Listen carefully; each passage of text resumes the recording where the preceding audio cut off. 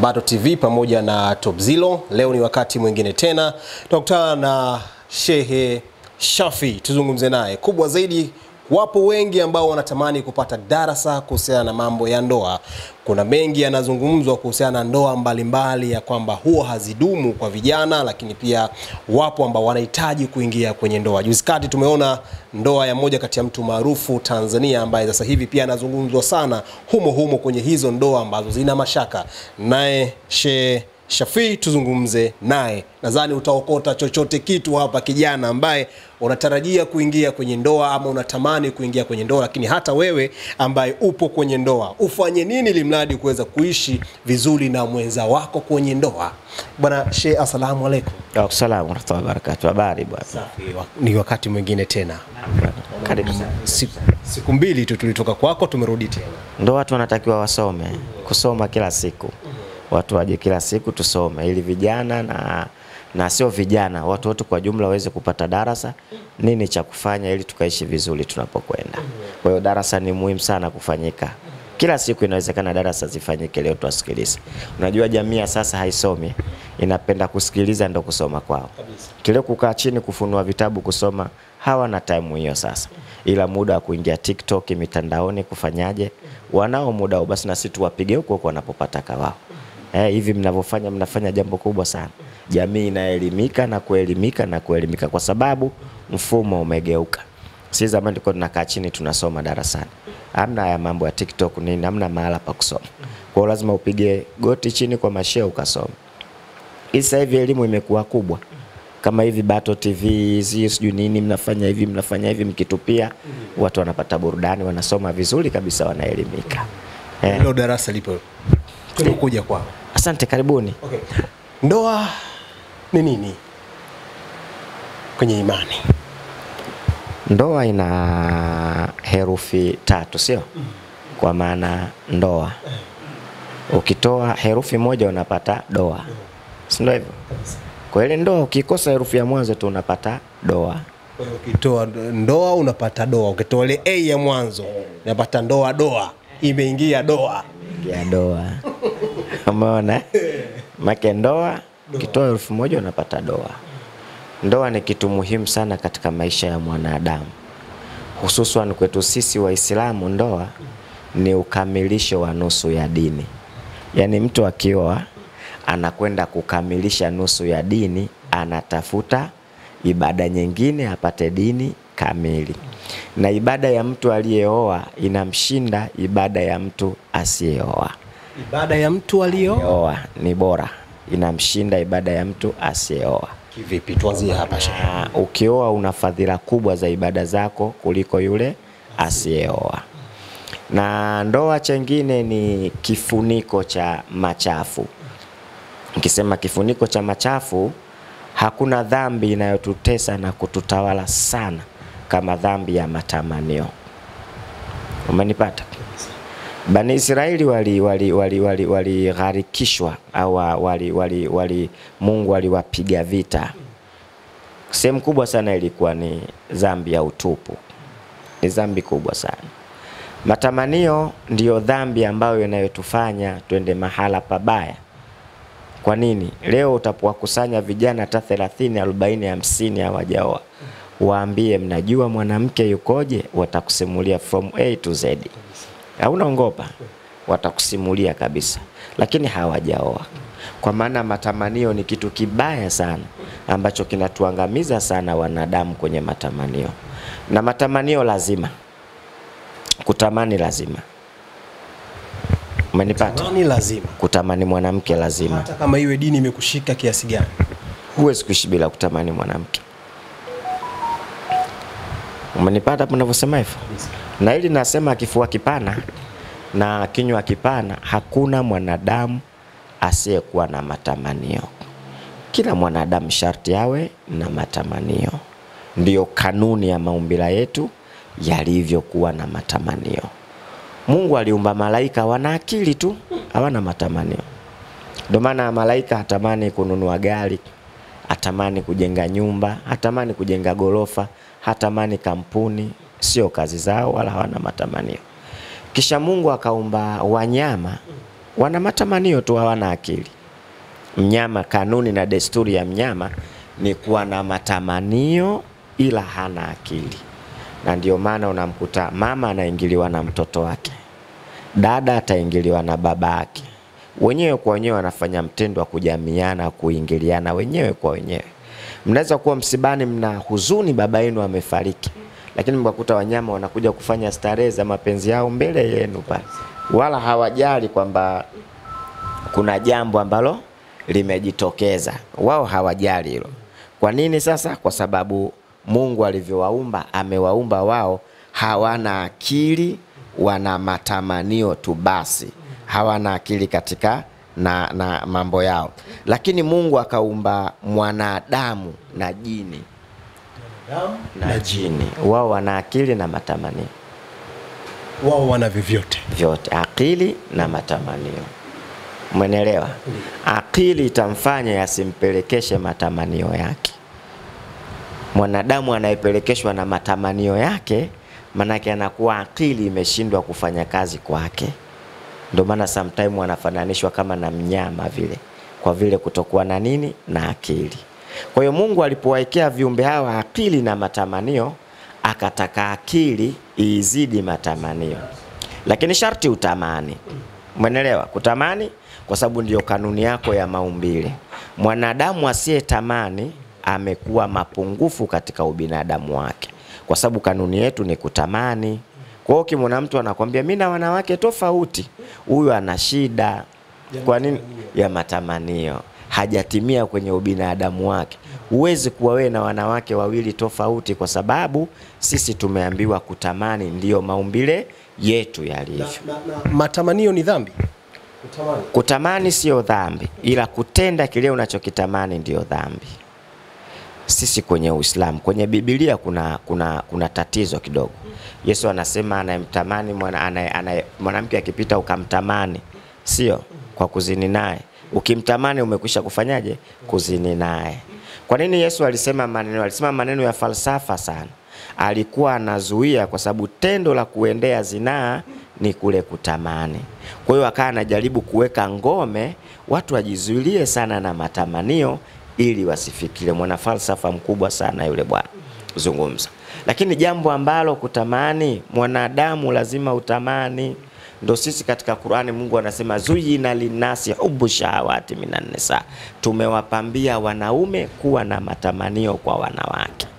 Sijui umeelewa? Yani mwanamume ili akamilike na wanaume wake sharti awe na matamanio kwa wanawake. Sasa ukiwa huna matamanio, wewe utakuwa na shida. Utakuwa ni kiumbe gani wewe ambaye hauna matamanio katika maisha yako? Kwa hiyo matamanio ni lazima yawepo katika kanuni za maumbile ambayo sisi tumeumbwa. Na ndio maana Mtume akasema ukipita barabarani ukimkuta mwanamke kakutamanisha, nenda hamalize haja zako kwa mkeo.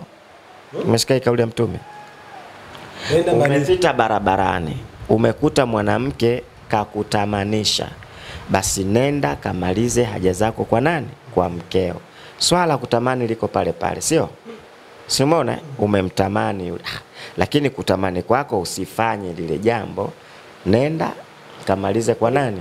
Kwa mkeo. Kuna tofauti kati ya matamanio na hisia. Hisia ni kutamani kufanya lile jambo. Matamanio kwanza unatamani, sawa, alafu zinakuja hisia la kukamilisha lile jambo. Cha kwanza ni kutamani, alafu zitakuja hisia kwamba sasa unataka kumaliza lile jambo. Umeelewa? Kwanza yanakuja matamanio. Mimi bwana nimempenda sana nishatamani. Lakini hisia unazo za kwenda kufanya lile jambo. Unaweza ukawa umemtamani mtu, yaani umemtamani yule uliyomuona barabarani, lakini zile kusema kwamba ukamalize kwa mke wako, kuta kwamba kwa mke wako ushamzoea, yani baadhi zile hisia hazipo kule, zipo kwa yule ambaye umemuona barabarani. Hapana. Na ndio maana tumepewa masharti ya kuoa mwanamke. Mungu anasema fankihu matwaba lakum, oweni mnaowapenda. Ili mwanamke upoe naye na hisia na umtamani, sharti la kwanza umpende. Kwa hiyo wewe katika kuchagua mchumba, Mungu akasema chagua mwanamke unaifanyaje? Ili sasa uweze kila saa kumfanyia nini? Yani kuwa naye karibu. Ukiwa usiyempenda ndio utamkimbia. Lakini ukioa mwanamke ambaye unampenda, hautomkimbia kwa sababu yule mwanamke ameingia katika nini?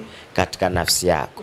Na pale kuna kigezo cha kupenda. Mtume akafundisha mambo manne, lakini moja, penda mwanamke mwenye dini. Jilazimishe nafsi yako uoe mwanamke unayempenda kwa sababu ya dini. Kwa nini Mtume akasema hivyo? Maumbile huwa yana change. Unayemwoa akiwa na miaka 14 leo, akifikisha miaka 25 hayupo katika umbile ambalo wewe lile ulikuwa unalihitaji, utakwenda kufeli. Lakini ukimwoa kigezo cha dini, maana kila akienda madrasa akisoma dini yake anafanyaje? Inakuwa kinakuvutia kile kigezo cha nini? Cha dini. Ndio falsafa ya Bwana Mtume Muhammad sallallahu alaihi wasallam. Kwa hiyo turudi matamanio yapo. Lakini ukitamani unatakiwa urudi ukamalize kwa mkeo. Hakuna binadamu anaweza kuishi bila nini? Matamanio. Nikupe kisa kimoja cha maswahaba wa Mtume. Walikenda nyumbani kwa Mtume kumsubiria. Walipofika pale wakakuta mkono wa Bi Aisha umeonekana kiganja. Zipo kila zinasemwa hivyo Kilipoonekana kiganja, wale maswahaba wote akili zikafanyaje? Zikawaluka, wakavurugwa. Kiganja tu hiki. Unajua wanawake wa zamani tofauti na sasa. Sasa hivi tunaanza kuona kila kitu mpaka matamanio hatuna tena. Hata unarudi nyumbani kwa mkeo una chochote unachoweza kufanya. Kwa sababu njiani matamanio yashamalizika. Wale walivyoona kiganja wakavurugwa, sema Mtume akifa ngoma anachukua mwenyewe. Kila mtu akawa anasema hivyo. Mungu akatelemsha aya, wakeze Mtume mama zenu. Yani Mungu akatia hand brake mwenyewe pale. Unaweza kuwa mamako, huwezi kuoa. Mungu akalivunja lile. Lakini ile inatujulisha kwamba sisi lazima tutamani, na ndio maana tunaoa. Lengo la kuoa moja ni kuondoa hisia zako za kimwili, usiende kufanya madhambi, ufanye lile jambo la halali linalokupa thawabu kwa mkeo. Lakini unaweza ukalifanya lile bila matamanio? Jibu, huwezi.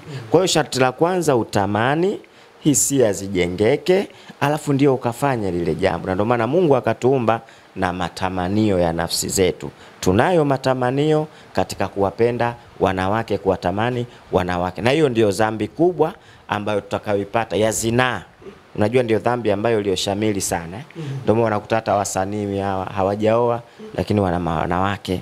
Mtu anazalisha tu mwanamke. Leo imekuwa kitu cha zinaa, ni kitu cha kawaida katika dunia ya sasa. Mtoto yuko form 1, form 2 lakini ana demu wake.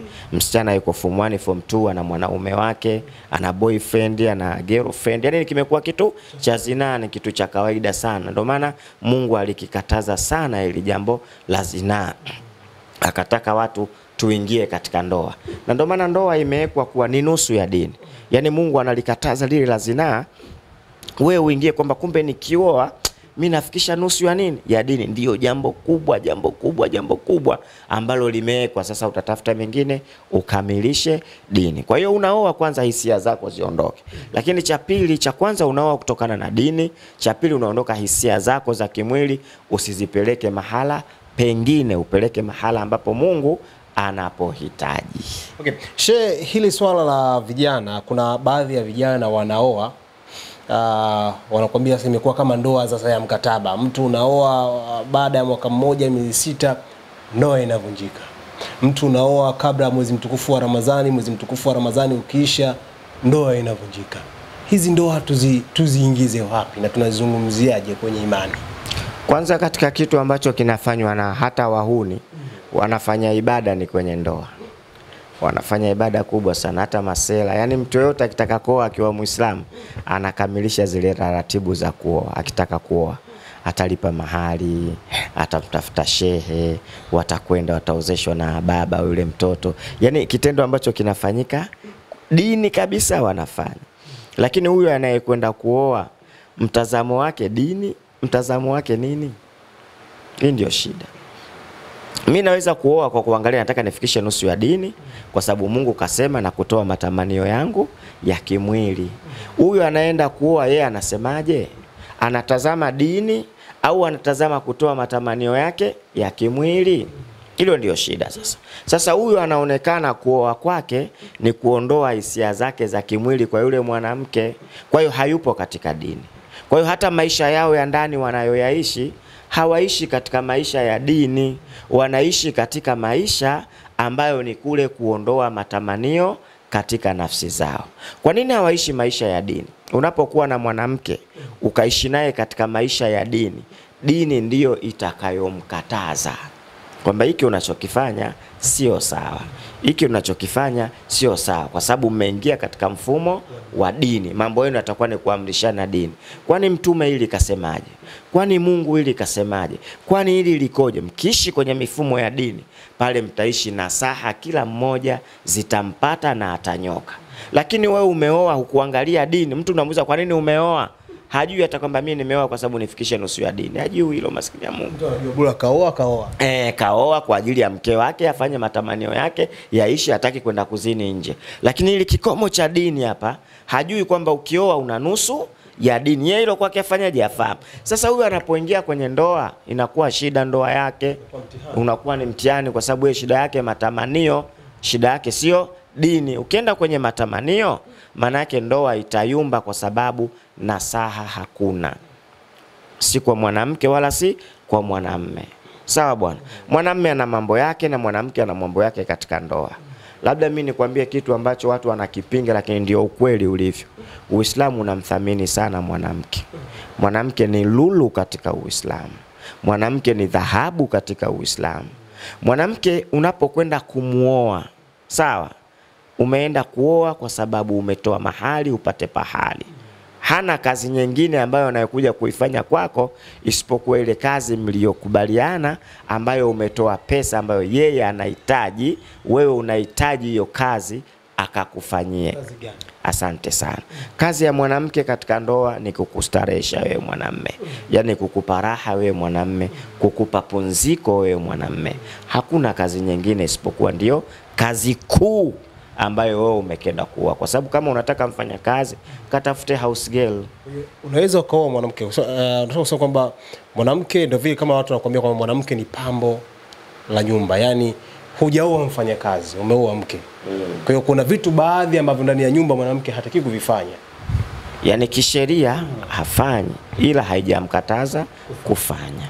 Anapoamua kufanya atafanya, ila akisema mimi bwana, sheria yangu hujanioa kwa jambo hili, sheria nayo inafanyaje? Inamkubalia. Kwa sababu ungekuwa unataka mtu wa kufanya kazi ndani, ungetafuta house girl, anatosha kukufanyia kazi ndani.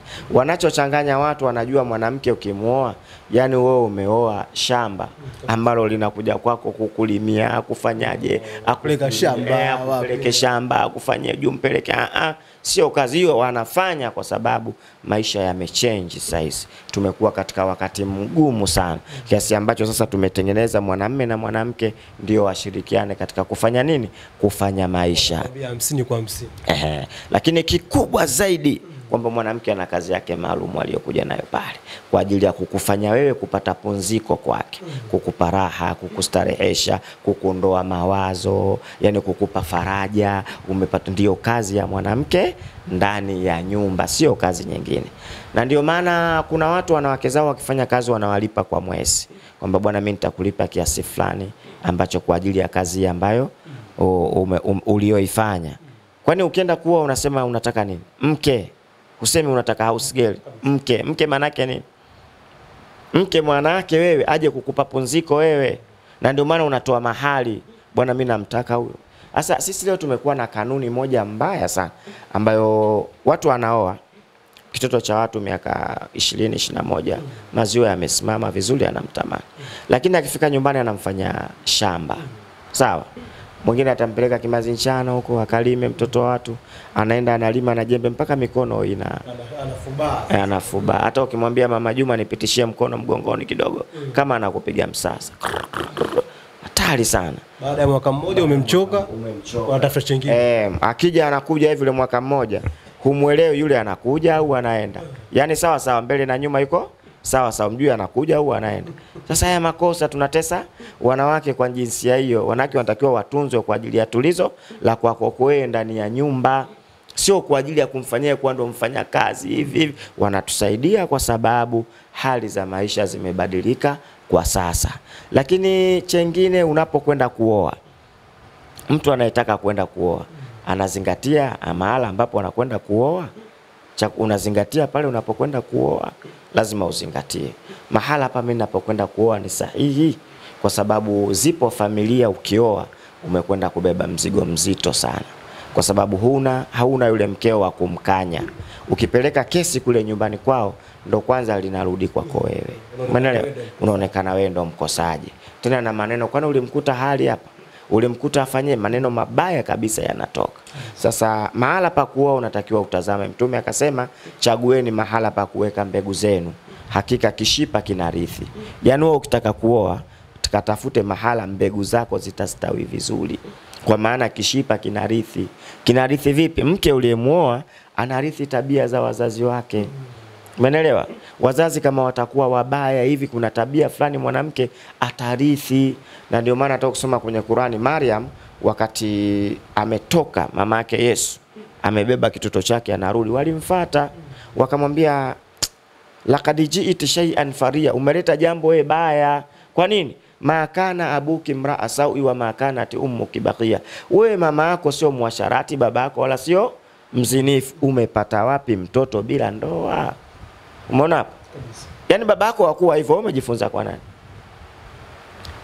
Kwa sababu ule mtoto ni mja wa Allah. Fa asharat ila, akamwambia zungumze naye wewe.